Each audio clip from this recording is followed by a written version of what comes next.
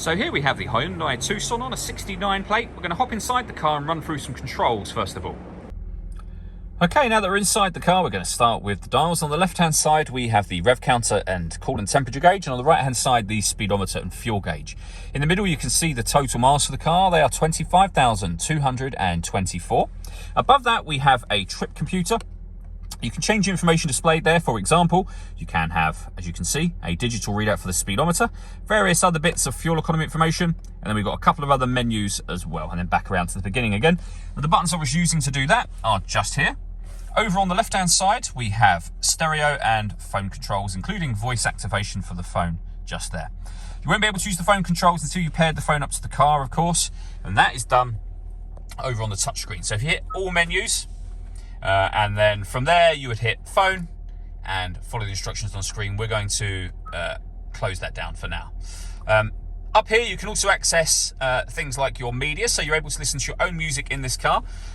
You can use an auxiliary input, USB input, Bluetooth audio, so you can stream your music wirelessly, and as you can see, we've also got Apple CarPlay and Android Auto as well.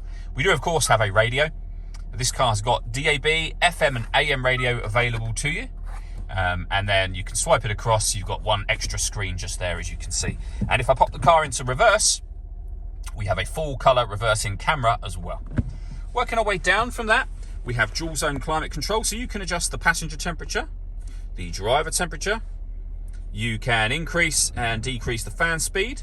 You could determine where you'd like the air to be distributed once it enters the car. And when you're happy with those settings, that button turns your air conditioning on. Same button again to turn it off. You can also, if you wish to, hit auto. In doing so, the car will take control of the direction of the air and the fan speed to maintain those two temperatures for you. Any manual adjustment will override auto straight away and allow you to put it back on whatever settings you want it on.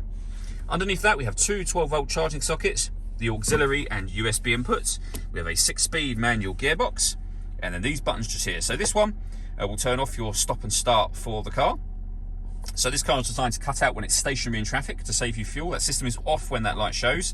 And this one will turn on the downhill brake control for the vehicle.